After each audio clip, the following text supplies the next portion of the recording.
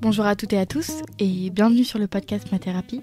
Ce podcast a été créé dans le but de nous accompagner vers plus de conscience et d'amour. Alors, au cours des épisodes, j'espère qu'on grandira ensemble, que j'arriverai à t'apporter de la joie, de l'amour et surtout des outils qui t'aideront dans ton quotidien. Je te souhaite une très belle écoute. Alors, bonjour Fabienne. Je présente pour la première fois différemment parce qu'à chaque fois je fais « et c'est parti » et du coup je te dis bonjour, mais on s'était déjà dit bonjour parce que ça fait 20 minutes qu'on est en train de parler. Bonjour Lily-Rose, tu vas bien ? Oui, très bien, et toi ? Ouais, super, Oui. je suis super contente d'être là. Bah, moi aussi, merci beaucoup de m'accueillir chez toi. C'est J'ai un grand rencontré, plaisir. Ton mari, C'est ça. qui m'a dit qu'il avait d'ailleurs lancé son podcast en 2006, ça fait partie des précurseurs. Exactement. Si vous voulez aller écouter, je redemanderai, il a sorti que 2 épisodes, mais voilà, ça peut être intéressant. Écoute, tu verras avec lui, il te donnera le lien. C'est ça. Du coup, aujourd'hui, si je suis là avec toi, c'est pour parler de l'ikigai. J'ai lu qu'en japonais, ça signifiait en traduction littérale sa raison d'être. Du coup, avant de parler de l'ikigai et que tu me présentes ce que c'est, etc., est-ce que tu peux te présenter qui tu es, ton parcours, ta vie ? Alors, qui je suis ? Écoute, je suis coach pour jeunes adultes et pour ados. Alors, j'ai d'abord eu une formation de coaching pour les adultes. Et puis, étant prof et me régalant auprès de ce public de jeunes, j'ai décidé de donner du temps et de donner mon énergie dans l'accompagnement donc d'ados et de jeunes adultes. J'ai 52 ans. Je suis maman de 2 garçons, dont l'un tu l'as rencontré. Donc, qui a 20 ans, et l'autre que tu n'as pas rencontré, qui a 12 ans. Qui est en haut, dans sa chambre ? Pas du tout. Okay. Il est au skatepark, c'est un freestyle rider, tu sais, la trottinette freestyle, donc bref, voilà. Et ce sont 2 garçons qui sont HP, donc au potentiel. Comment vous avez déterminé ça ? Alors, à travers des tests ? Écoute, par des tests et par des... on va dire la voie classique, l'enfant qui s'ennuie en classe, et puis on a échangé avec l'enseignante, et finalement, oui, il y a eu des tests qui ont été faits, et le grand s'est avéré donc HP. On m'a dit, si le grand est HP, forcément, le petit doit l'être également. J'étais pas particulièrement partante pour faire les tests, dans la mesure où l'éducation nationale n'apporte rien de plus quand l'enfant est détecté, faut être très clair, donc c'est juste l'enfant qui sait qui il est et qui comprend pourquoi il ressent certaines choses. Voilà, il ressent certaines choses, il a ce type de fonctionnement-là qui peut lui permettre, pas lui permettre, mais qui fait qu'il est en décalé avec ses camarades, donc effectivement les deux sont HP. Moi ça m'a permis aussi de me comprendre, parce que moi généralement ça vient pas de nulle part, le fait d'être HP, donc le papa elle est également, on est un peu une famille, les atypiques, vive les atypiques, vive les zèbres, et c'est vrai que certaines fois c'est vrai que c'est pas facile à vivre au quotidien, mais écoute, on fait avec, et puis et on avance. Donc j'ai 2 garçons, et puis je suis enseignante, je suis professeure d'anglais. Et j'interviens actuellement auprès de 4e, 3e, première STI et terminale générale, en fait. Voilà. D'accord. Au début de ta présentation, tu parlais d'accompagnement d'élèves, notamment. Et en quoi consiste cet accompagnement ? Alors, c'est du coaching sur l'apprentissage en général, sur effectivement la confiance en soi. Ça revient énormément. Là, je me rends compte que les demandes que j'ai sont beaucoup, beaucoup axées là-dessus. L'orientation également, voilà. Donc en fait, tu vois, c'est selon les moments de l'année, en fait, voilà. Donc tu sais qu'en début d'année, ça va être beaucoup, les demandes vont être axées sur l'apprentissage, sur effectivement trouver ses forces, trouver la confiance en soi, comment la stimuler, etc. Et puis quand tu vas être vers le mois de décembre, Parcoursup arrivant, bien entendu, donc les jeunes s'interrogent et on passe sur de l'orientation, voilà. Ok. Oui, c'est vrai qu'en début d'année, on est toujours un petit peu motivé. Cette année, je vais bien faire mes fiches. Je vais bien faire mes fiches. Les parents, oui, tu es sûr que tu vas y arriver. Donc, c'est vrai que septembre, c'est un petit peu calme. Et puis, quand on se rend compte que les enfants ont des difficultés, que les jeunes Alors là, vite, on appelle le coach. Ouais, qu'est-ce qu'on peut faire? Qu'est-ce que vous pouvez faire pour nous? Et bon, c'est à ce moment-là qu'on intervient. Oui, sachant qu'au final, tu fais co-accompagner, c'est eux qui font finalement. C'est ça, c'est eux qui trouvent. Moi, je leur donne les outils, je les guide. Je suis une présence bienveillante, une présence dynamique aussi pour un peu les booster. Petit peu les booster. Et c'est eux qui font tout le travail derrière, en fait. Ouais. Ouais. En parlant d'outils, finalement, ça tombe bien, ça permet de bien embrayer sur le sujet, parce que l'ikigai, finalement, c'est aussi un outil pour trouver... tu vas le dire mieux que moi. Est-ce que tu peux nous dire qu'est-ce que l'ikigai? Alors, c'est vrai que c'est vu comme un outil... Pour trouver sa voie pro, pour trouver le job de tes rêves, c'est souvent vendu comme ça. Moi, j'ai plus envie de dire que l'ikigai, c'est plus un voyage, en fait. Moi, c'est vraiment un voyage au Japon. C'est vraiment un voyage qui te permet de t'approprier la philosophie japonaise des îles Okinawa. Et j'ai vraiment toujours cette image. Alors, c'est vrai que chez nous, il est représenté, cet ikigai, effectivement, comme un outil. Alors, c'est pas mal, cette idée, parce que nous, on a besoin de visualiser les choses, là, donc ces fameux 4 cercles. Mais moi, je le verrais plutôt, tu vois, comme une fleur de cerisier, j'ai envie de dire. Tu vois, comme des pétales, quelque chose de joli, d'agréable, de doux, quelque chose qui, comme son nom l'indique, iki, c'est se sentir vivant, c'est être en mouvement. Alors, et se sentir vivant, c'est pas forcément que tout beau, tout rose. C'est aussi les choses un peu rugueuses. Donc, un peu comme la fleur de cerisier, tu vois, qui peut être malmenée par la tempête. Donc, tu as des moments de calme, des moments un peu plus tumultueux. Et je pense que, moi, l'ikigai, pour moi, c'est vraiment comme ça que je le vois. C'est un voyage, et puis ensuite une reconnexion à soi. Donc, ce voyage vers soi-même, en fait. Ouais, un voyage intérieur. Voilà, un voyage intérieur, voilà, effectivement. Et comment il se traduit, ce voyage intérieur? Quel est le point de départ et quel est le point d'arrivée? Et le voyage, entre-temps, se passe comment? Alors, le voyage, on travaille d'abord sur ce que l'on aime, en fait. On va chercher avec la personne ce qu'elle aime. On va chercher également ce en quoi elle est douée. On va chercher aussi ce pourquoi elle peut être payée. Alors, pas forcément en sous-sous, être payé ou gratifié de quelque chose. Et on va chercher aussi sa contribution au monde, parce que quand on a ces 4 pétales qui sont complétés, c'est là où on trouve l'ikigai, on est épanoui, on est aligné avec ce qu'on est, on est aligné avec ses valeurs. Est-ce que tu as un exemple à nous donner, si tu peux prendre l'exemple de ton ikigai, peut-être, pour qu'on puisse mieux se visualiser, qu'est-ce que tu as imbriqué les uns aux autres et qui t'a permis de trouver le tien? Alors, ce que j'ai imbriqué concrètement, je me souviens plus vraiment ce que j'ai imbriqué. Je sais qu'au final, mon ikigai se traduisait par 3 mots, en fait, qui étaient liberté, sérénité et joie, en fait. Voilà. Donc, pour moi, c'est important de véhiculer ça, de le transmettre. Et la légèreté aussi faisait partie de l'ikigai. Ouais, c'est un peu comme un mantra, j'ai l'impression. Oui, c'est un petit peu effectivement comme un mantra. Et c'est rigolo que tu te dis ça, parce que ma manière donc de travailler l'ikigai est liée aussi à la méditation. Oui. C'est pas juste, en fait, tu vois, une réflexion mentale. Ça se situe pas uniquement ici. Faut vraiment que le corps l'intègre. Et pour descendre dans le corps, on fait des séances de relaxation, on fait des séances de méditation, de reconnexion à soi. Et c'est là que, quand tu as apaisé tout le tumulte, justement, c'est là que tu arrives à l'essence de toi-même et que tu as accès à l'information, et que tu as accès à l'information, je veux dire, pour remplir tes cercles, bien sûr, mais avoir accès à ce que tu es toi, vraiment, réellement, en fait. Oui, c'est pour aller vraiment planter la graine au fin fond de notre être, entre guillemets. C'est ça, t'es vraiment en profondeur. Voilà, ça reste pas juste mentalisé. Parce que les livres, c'est très bien pour découvrir l'ikigai, pour se familiariser, mais les livres, t'as pas d'accompagnement concret. Effectivement, les livres, ça reste du papier, il n'y a pas d'interaction, il n'y a pas l'accompagnement à la réflexion.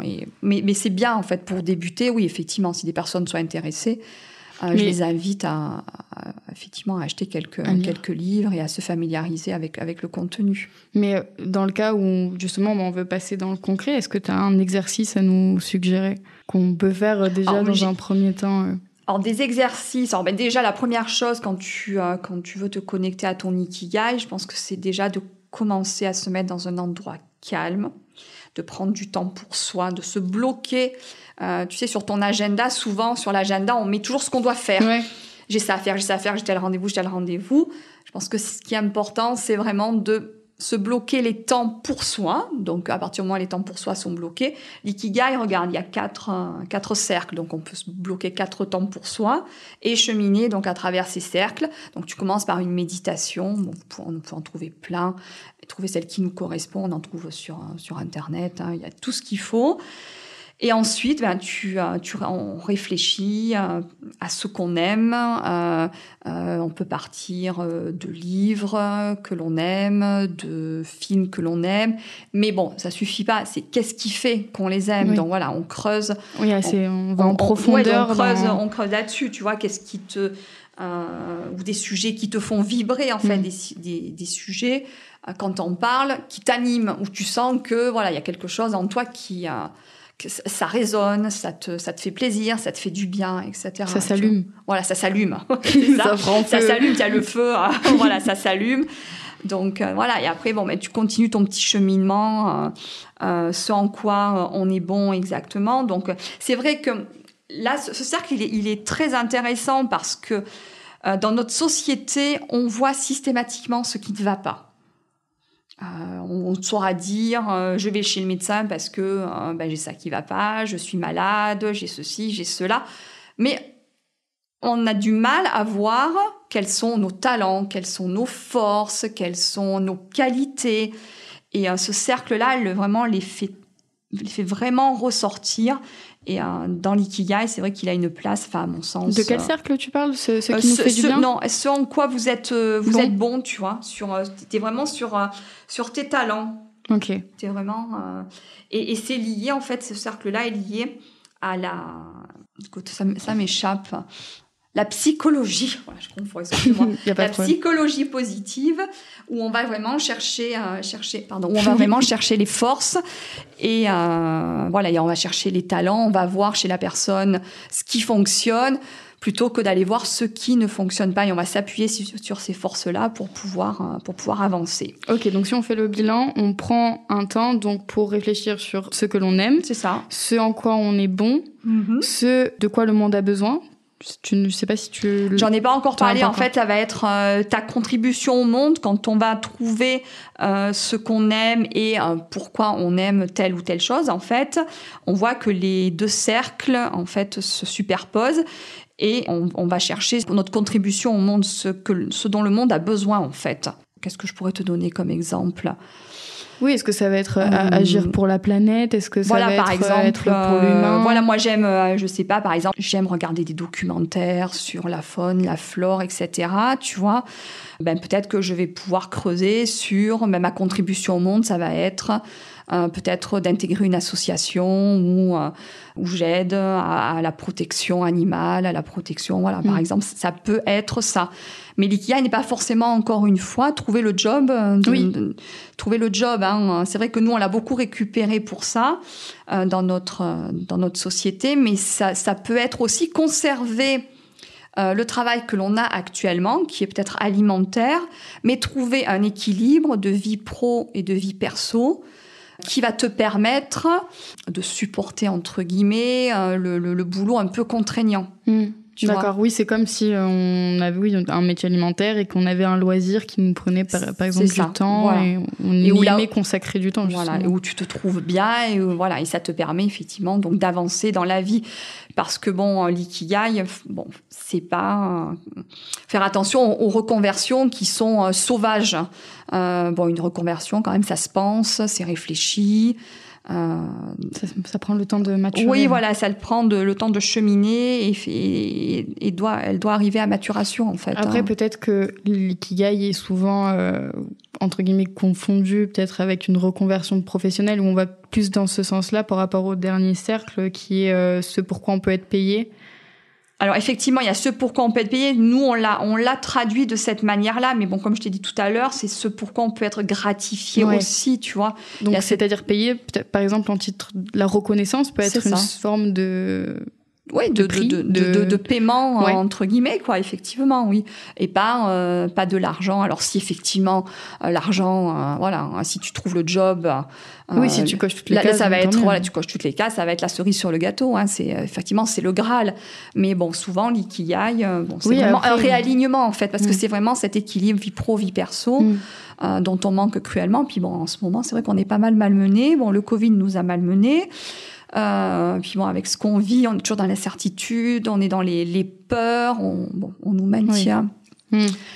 Bon, bref, c'est un autre sujet. On nous maintient dans la peur, voilà. Bon, bref, donc. Oui, mais c'est bien justement de se concentrer sur les choses qui peuvent nous aider à sortir aussi, parce que c'est normal d'avoir des peurs et c'est ok. C'est juste maintenant, j'ai ça. Qu'est-ce que j'en fais ? Qu'est-ce que j'en fais ? Ça peut nous permettre de faire quelque chose. Et ça me fait penser à quelque chose. Oui, effectivement. Ça me fait penser, par exemple, à des athlètes de très haut niveau qui, par exemple, le foot, ça ramène des millions, mais qui, par exemple, font d'autres sports, je sais pas, champion d'escalade ou pas, je sais pas, peut-être que ça rapporte pas suffisamment d'argent pour vivre, mais par contre, ça peut prendre une grande partie. Et voilà, il y a cette partie reconnaissance, cette partie dépassement de soi où on est épanoui. Donc, c'est vrai que, du coup, peut-être pas s'axer uniquement sur cet aspect financier, mais plus sur les autres. Oui, sur l'aspect qui te nourrit, en fait, quelle reconnaissance le monde va pouvoir t'apporter du fait que tu sois aligné, que tout soit imbriqué, que ce que tu fais corresponde à tes valeurs. Ça aussi, c'est super important, parce que sinon, c'est là aussi que les maladies se déclenchent. C'est quand tu es dans un environnement où t'es pas reconnu, ce en quoi tu es bon n'est pas utilisé, ta contribution finalement au monde, tu te dis qu'il y en a pas parce que tes valeurs derrière sont mises à mal. C'est là effectivement qu'on peut tomber malade. Ouais. Concrètement, une fois qu'on a trouvé l'ikigai, admettons, on a pris le temps de vraiment se poser les questions. Qu'est-ce qu'on fait à la suite de ça ? On a Eureka, moi c'est ça. Écoute, t'as deux solutions. Soit effectivement, comme on l'a dit, ça va te permettre de découvrir un job qui te correspond plus que celui que tu as actuellement, ou alors, tout simplement, c'est ce qu'on a dit, ça va te permettre d'avoir une activité annexe dans laquelle tu vas t'épanouir et qui va te permettre d'aller au boulot de manière plus sereine, avec moins de tension, parce qu'à côté, tu sais que tu as un peu cette bulle d'oxygène dans laquelle tu vas pouvoir t'épanouir. Ouais. C'est une manière de rallumer son feu intérieur, un peu comme on disait tout à l'heure. Complètement, oui. Tu rallumes ton feu intérieur et tu. Moi, c'est vrai qu'il y a une question que j'aime bien me poser quand même, en parlant de rallumer son feu intérieur, tu vois, pour trouver l'ikigai. Et cette question, elle fait tilt quand même. C'est si tu avais à te lever à 4 heures du matin, ce serait pourquoi en fait ? Ce serait pour faire quoi ? Et tu serais, auquel cas, si tu te levais dans la joie, dans la bonne humeur, motivé, ce serait pour faire quoi ? Et là, déjà, tu vois, je pense que cette question, pour moi, elle est vraiment clé et elle résonne beaucoup chez les personnes que j'accompagne. Ouais, elles peuvent réveiller. Ouais. Est-ce que tu as d'autres questions de ce style ? C'est vrai que tout à l'heure, c'est ça que je voulais te demander. Est-ce que tu as des questions à nous laisser que les gens peuvent se poser ? Qu'est-ce que j'aurais comme question ? Écoute... Se lever à 5 heures du matin. Non, pas se lever à 5 heures. Oui, une qui est pas mal aussi. 2 qui sont pas mal, c'est où te vois-tu dans 5 ans ? Tu sais, on avance comme ça, je sais pas si tu t'as déjà rencontré, où te vois-tu dans 5 ans ? Où te vois-tu dans 10 ans ? Et ensuite, comment est-ce que tu ferais pour atteindre ton objectif, qu'est-ce que tu vas mettre en place, etc. Donc, les toutes petites actions, tu connais la méthode des petits pas, la méthode Kaizen, pour avancer. Je connais pas. Pour avancer, en fait, c'est le plus petit pas possible, c'est-à-dire que si tu te fixes de très gros objectifs, tu vas être découragé, donc on s'en fixe de tout petit, mais au moins on est sûr de les valider et tu avances vers ton objectif, en tout cas lentement mais sûrement, on dit. Donc, voilà. La méthode Kaizen, c'est ça ? Ouais, Kaizen, c'est la méthode des petits pas qui est très bien. Moi, j'aime bien travailler sur les émotions souvent, tu vois. Pas uniquement sur comment est-ce que tu te vois. J'aime bien rajouter et qu'est-ce que tu ressentirais ? Et est-ce que tu as ressenti cette cette émotion que tu me décris dans d'autres situations, lesquelles, et à partir de là, tu vois, on déroule et on essaie de voir, que ce soit complet en fait, pas juste, je serai dans 5 ans, je sais pas, je serai, je serai ingénieur, j'en sais rien, quelqu'un qui est aligné avec ça. Et qu'est-ce que tu ressentiras quand tu seras ingénieur ? Ah ben oui, je serai comme ci, je serai comme ça, ou j'aurai un sentiment de complétude, de réussite. Comment est-ce que la réussite, toi, tu l'aperçois? Comment tu la ressens? Comment est-ce qu'elle se manifeste chez toi? Dans quelles occasions tu l'as réussi? Enfin, tu l'as ressenti? Et voilà, et ça permet, je trouve, d'avoir un tableau beaucoup plus complet que juste je me vois. Oui, je suis d'accord. Moi, je trouve que ça ouvre pas mal de choses. Et là, la personne, elle se sent vibrer, en fait. Tu vois, elle se sent vraiment revivre.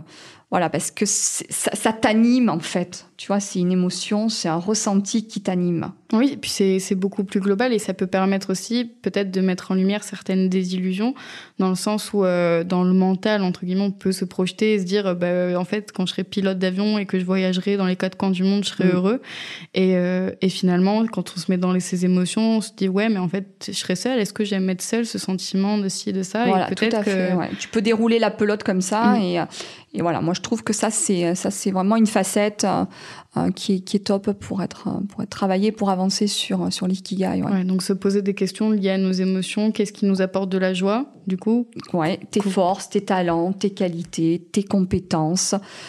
Puisqu'on a parlé donc de... Alors, tu vois, encore, je suis vraiment psychologie positive, ça veut pas. Ça veut pas, non. Voilà, c'est l'épanouissement, ton épanouissement, travailler vraiment là-dessus, quoi. Est-ce que tu conseilles pour nous aider de demander... Tu voulais peut-être rajouter quelque chose? Non, vas-y, dis-moi.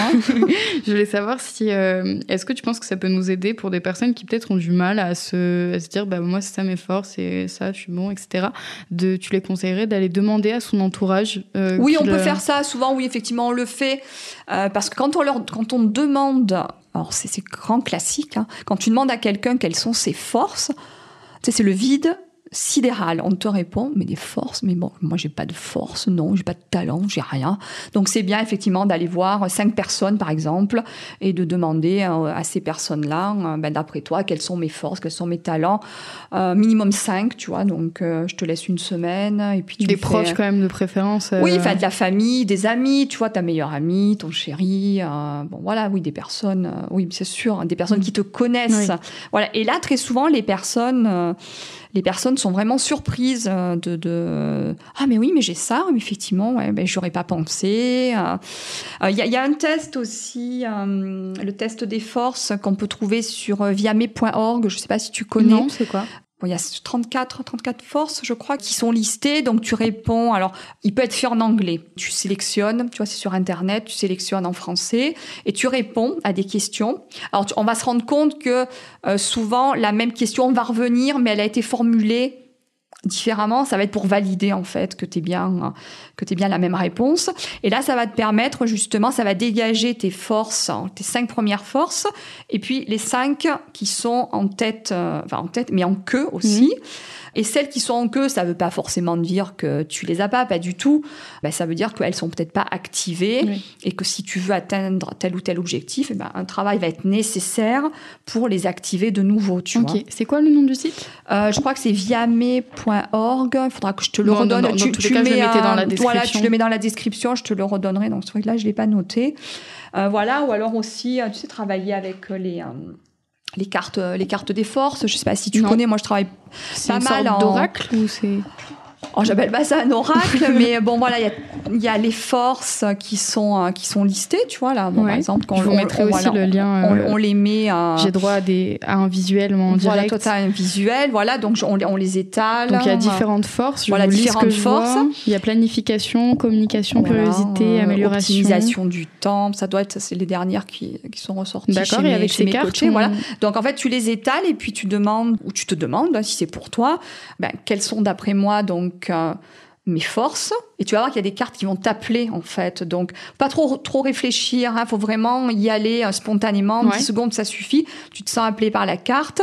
Donc, ça va être la description de tes forces. Et puis, peut-être que si tu as besoin d'atteindre un objectif, tu vas devoir activer certaines forces.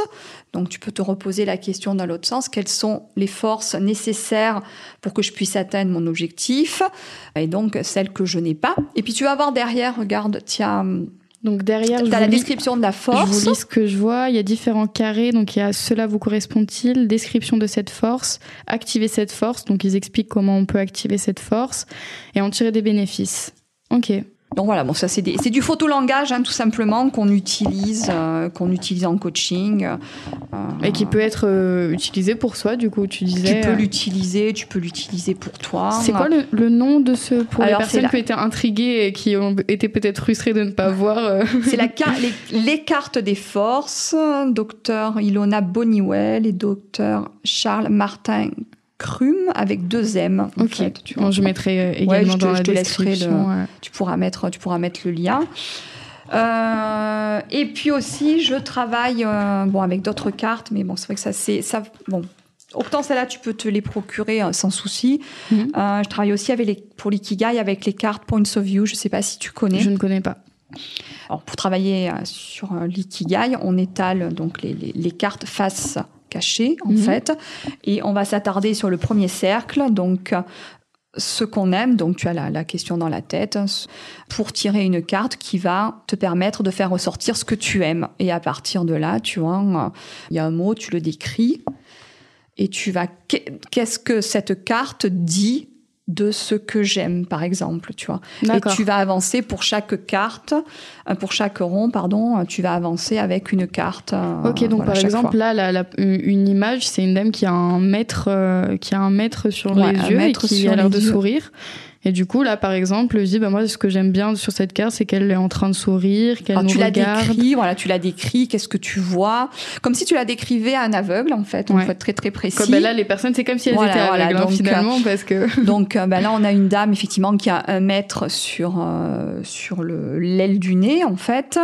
Elle a une frange qui lui cache quasiment les yeux, hein, et on remarque quand même que le mètre, il est à l'envers, il est inversé, quoi. Donc, moi, c'est ça qui me fait réagir. Alors, si c'est pour moi ce que j'aime, c'est que ce soit un peu foufou. C'est que ce soit exactement, effectivement, que ce soit surtout pas, cadré, que ce soit surtout pas millimétré. Donc, pour moi, effectivement, ça me correspond tout à fait, parce que tu vois, c'est toi qui ai tiré cette carte. Et parce qu'elle sourit en plus, tu vois. Donc, ça fait appel à faire exploser les cadres, quoi. Enfin, pour moi, c'est vraiment important. Curiosité, je vais en tirer une. Vas-y, je t'en prie. La première, qu'est-ce que j'ai tiré? J'ai tiré l'amour. Voilà, un podcast vers plus de conscience et d'amour. Écoute, tu vois, on est dans le donc thème. Ces cartes, elles sont extrêmement puissantes et franchement, elles sont bluffantes. Le travail qu'on peut faire dessus. Ok, on peut se les procurer plus difficilement, tu disais? Oui, parce qu'en fait, il est nécessaire de suivre une formation. D'accord. Donc, c'est des cartes Points of View. Et il y a tout un process que tu dois acquérir pour pouvoir les utiliser. Ok. Et voilà. Bon, les gens, j'espère que vous ne serez pas trop frustrés. Mais, écoute, mais après, finalement, est-ce qu'il y a moyen de travailler quand même sans ces cartes? Oui, complètement. Il y a moyen, comme je te l'ai dit, avec le questionnement, avec les cartes des forces. Qu'est-ce qu'on a donné? On a donné aussi le petit exercice récapitulatif d'aller voir son entourage et de demander quelles sont mes 5 forces. Ça, on peut le faire aussi. Qu'est-ce qu'on pourrait faire aussi sur les forces? C'est vrai qu'on insiste beaucoup sur les forces parce que, j'ai envie de dire que c'est aussi le fondement. J'ai l'impression que c'est ça qui va nous propulser, tu vois, qui va vraiment nous booster. Et pour moi, c'est vrai que c'est assez important. On est tellement dans une société où on se dévalorise, ou alors où c'est vraiment l'extérieur, où on met la force et les compétences sur le paraître, plutôt que vraiment sur ce qu'il y a à l'intérieur, tu vois. Donc, elles sont, vraiment, pour moi, c'est vrai que les forces, je trouve que c'est un sujet qui est très, très, qui est vraiment très, très important et que j'utilise aussi dans la confiance travailler sur la confiance en soi. Finalement, trouver sa force et s'épanouir dans quelque chose, ça peut aussi découler sur une prise de confiance en soi, puisqu'on est dans une chose qui est très vertueuse pour nous, puisqu'on fait ce qu'on aime, donc forcément, ça peut avoir un impact positif sur le reste. Je voulais te parler d'un exercice aussi qu'on utilise pour les forces. Demander à quelqu'un quel est son héros, quelle est la personne qu'il admire le plus, par exemple. Alors qu'elle soit vivante, décédée, un personnage imaginaire, réel, peu importe. Et ensuite, lui demander donc de mettre le nom donc de cette personne. D'écrire effectivement pourquoi on l'admire, qu'est-ce qui fait qu'on admire cette personne ou ce personnage, et ensuite, tu vois, à côté du nom du personnage, mettre son nom. Ok. Et en fait, on se rend compte que tout ce qu'on admire chez cette personne, ben en fait, on l'a chez nous. Voilà, on le porte en nous. Ouais, voilà. c'est donc ça une peut être jolie technique. Mais ça, c'est bien pour les enfants, par exemple. Moi, je pense que même pour les adultes, ça peut être pour assez les adultes ludique, aussi. Après, si tu sais pas, il y en a qui aiment bien dessiner, donc ils font de très très belles choses. Bon, moi, je sais pas du tout dessiner, donc je te ferai quelque chose de très très basique. Par contre, je te mettrai du contenu. Donc, voilà quoi, tu vois. Ok, super chouette. Donc ça, voilà, ça peut être quelque chose. C'est un bon exercice. Ça donne envie de le tester. Qu'est-ce que je pourrais te dire de plus sur l'ikigai ?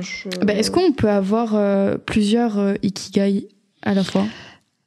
Et c'est possible d'en avoir, mais pas au même moment. D'accord.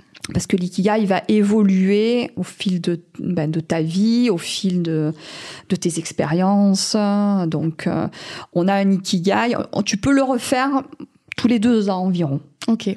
Et vérifier s'il a bougé et réajuster, voilà. Oui, en utilisant le même procédé. Ah oui, tu qu'on a utilises fait complètement pour le même processus, donc tu verras qu'il y a peut-être d'autres choses qui sont apparues dans le cercle, ce que l'on aime, d'autres choses sur quoi on est bon. On a peut-être développé des compétences qu'on n'avait pas 2 ans auparavant. Oui, puis en plus, plus souvent on le fera, plus ce sera rapide de faire les mises au point. Oui, tout à fait, ça ira.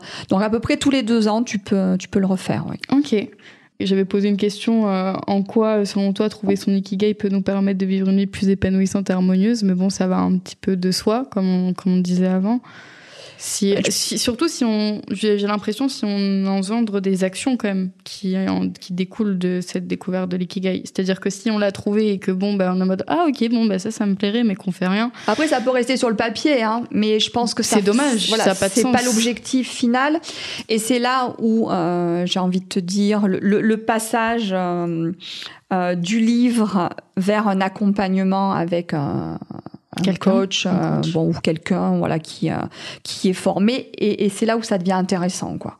Parce qu'effectivement sur le livre, comme on a dit, ça va rester mentalisé, ça va rester peut-être sur le papier, et puis ça va être oublié parce que les gens, si on n'est pas derrière à dire qu'est-ce que tu as fait, où tu en es, etc., comment ça se passe, qu'est-ce que tu ressens, ça va pas beaucoup avancer en fait. Donc si on tient vraiment à ce que l'ikigai soit vécu en fait au quotidien, c'est ça.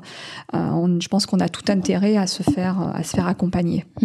Et généralement, c'est quoi la première action qui découle une fois qu'on a trouvé l'ikigai? La première action que quelqu'un entreprend, généralement, c'est alors ça va être une petite action. Oui. Justement, c'est ce que je te disais tout à l'heure. Après, ça va dépendre des personnes, mais quelque chose qu'on puisse mettre en place très très rapidement.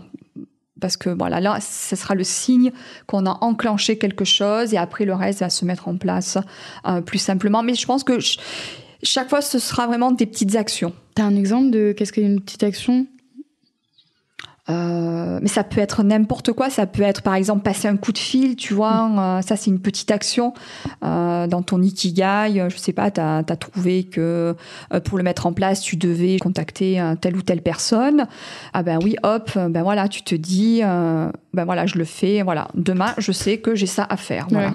Et donc, t'enclenches. Même de suite, généralement, ou de suite, si tu peux, selon l'heure à laquelle tu fais l'ikigai. Bon, effectivement. Rapidement, quoi, effectivement. Et puis, qu'est-ce que tu peux faire le jour d'après, et d'après, et d'après. Voilà, et pour avancer vers ton ikigai. Et au final, ça fera un grand pas. Et au final, ça fera le grand pas qui sera, qui te permettra encore plus d'avancer et d'être aligné vers ton ikigai. Ouais. Okay. Est-ce que tu as autre chose à rajouter sur l'ikigai ? Écoute, non, je vois pas ce que je pourrais te dire de plus. Est-ce que tu as des questions, toi? Est-ce que tu as autre chose à partager, peut-être pas forcément sur l'ikigai, quelque chose que tu aurais envie de dire aux gens qui nous écoutent Alors, ce que j'aurais envie de leur dire, c'est ce que je t'ai dit tout à l'heure, tu vois, c'est de prendre vraiment du temps pour eux et de le bloquer dans l'agenda avant toute autre chose. Je crois que c'est vraiment le conseil que je peux donner à toutes les personnes qui écouteront, à toutes les dames qui sont surbookées entre les enfants, le boulot, qui ont pas le temps, qui arrivent épuisées à la maison, etc. C'est prenez votre agenda, posez-vous quelques minutes et bloquez du temps pour vous. Et ensuite, vous organisez le reste, de vos rendez-vous, mais autour de ce temps-là. Et je pense qu'à partir de là, il y aura beaucoup plus de personnes qui seront souriantes, détendues, parce qu'elles auront pris du temps pour elles. Et pour donner aux autres, on sait bien aussi qu'il faut prendre du temps pour soi, en fait. Moi, je sais, quand j'ai commencé ma formation de coach, il y a une collègue coach qui m'a offert un petit bout de papier, tu vois, et c'était marqué « Quand ton tonneau débordera, les autres en profiteront ». Ok. Voilà, donc c'est ça en fait. Si tu veux donner aux autres, d'abord nourris-toi, prends du temps pour toi, sois détendu, parce que toutes ces tensions qu'on vit au quotidien, c'est aussi c'est difficile d'avancer, de sortir la tête du guidon. Voilà, et si on veut dire non aux autres de manière sereine et pas dans la tension, c'est important de se poser soi. Donc, je pense que c'est vraiment le conseil que je donnerais, c'est de prendre son agenda, comme je t'ai dit, et de bloquer des temps pour soi. Voilà. On n'y pense pas forcément, parce que ce qui vient systématiquement, c'est « Ah ben oui, j'ai rendez-vous, donc je mets mes rendez-vous. » Et puis après, « Oh, mais j'ai plus rien pour moi, mais j'ai envie de faire ça, mais je peux pas, j'ai ça. » Ben non, faites l'inverse et vous verrez que ça passera beaucoup mieux. Puis comme la méthode des petits pas, peut-être commencer par 5 minutes, par-ci, 5 minutes. Mais oui, par exactement. Oui, voilà, je prends mon café, j'ai besoin, au café ou autre chose, j'en sais rien. J'ai besoin d'être seule, j'ai besoin d'être avec moi-même, donc je me bloque ce temps-là. Et voilà, et je pense que tout le monde sera, même la famille, au sein de la famille, ça ira beaucoup mieux. Voilà. Ok, merci beaucoup pour ce conseil, c'est bien d'être rappelé. Est-ce que tu as un livre, une vidéo, un podcast à conseiller? Livre peut-être qui est sur l'ikigai, il y en a qui doivent être... Le seul livre que j'ai sur l'ikigai, c'est celui-ci qui est d'Isabelle Louet. Je trouve mon ikigai. Il est bien? Tu l'as aimé? Écoute, j'en ai... Il y a beaucoup de choses qui correspondent. Disons que ça a validé en fait pas mal de choses que je t'ai dites. Ok. Donc, je suis assez en accord avec le contenu. D'accord. Ouais, complètement, ouais. Et peut-être, est-ce que tu as d'autres livres qui traitent pas forcément de l'ikigai, mais que tu aurais envie de nous partager? Après, les livres dont je vais te parler, ça va être plus des livres sur justement la pédagogie, puisqu'en fait, tu vois, ça forçait là tout à l'heure, plutôt que psychologie positive, j'avais pédagogie positive. Donc, ça va être des livres d'Audrey Hakoun, je sais pas si tu connais, en fait, qui a été donc ma coach Ikigai, en fait, qui nous a formés avec d'autres coachs à l'Ikigai, mais qui a aussi écrit des livres sur la pédagogie positive avec d'autres personnes. Donc, des livres qui, moi, m'ont inspiré. Après, c'est dans mon enseignement aussi. Ça va être des livres de Bruno Hurst. Je sais pas si tu connais. Hourst. Qu'est-ce que je pourrais te proposer? Après, à titre personnel, sur moi, dans mon cheminement, il y a la méthode Silva. Je ne sais pas si ça te parle aussi. Je ne connais pas non plus. Voilà, donc sur la visualisation, la méditation, etc. Écoute, là, je vois pas. On a de quoi faire quand même avec tout ça. T'as quoi faire? Oui, voilà, je pense que déjà, si les personnes achètent tous ces livres, ils auront de la lecture quand même pour tout l'hiver. Ça devrait aller. Ok, écoute, merci beaucoup pour moi, je sais pas si j'ai répondu à toutes tes questions. Si, franchement, on a fait un tour complet sur Ikigai. Je sais pas s'il y a quelque chose qui te monte. Non, écoute. Mais pour moi, c'était quand même assez complet. Je pense que ça peut être intéressant de partager en photo les différents supports que tu avais avec si toi. Tu veux, ouais. Je te prendrai peut-être des photos et voilà, je les publierai que ce soit sur mon Instagram. Ça marche. Et pour que les gens puissent quand même aussi avoir un petit visuel de ces cartes, etc. Je prendrai une petite photo de l'ensemble comme ça. Oui, si tu veux. Et voilà, pour moi, c'est super. Ok, ça marche. Écoute... Je te remercie. Moi aussi, merci beaucoup et au plaisir. Peut-être qu'on pourra enregistrer un jour sur autre chose si tu souhaites parler d'autres choses. Je sais pas, tu me diras, tu as d'autres sujets qui t'intéressent. Ça marche. Merci beaucoup. Merci à toi. Merci beaucoup d'avoir écouté ce podcast. J'espère que tu as passé un bon moment à nos côtés. Si c'est le cas, n'hésite pas à le partager autour de toi et laisser 5 étoiles sur Apple Podcast. Ça nous aide beaucoup. Enfin, ça m'aide, moi. Je te dis à très vite pour continuer notre thérapie.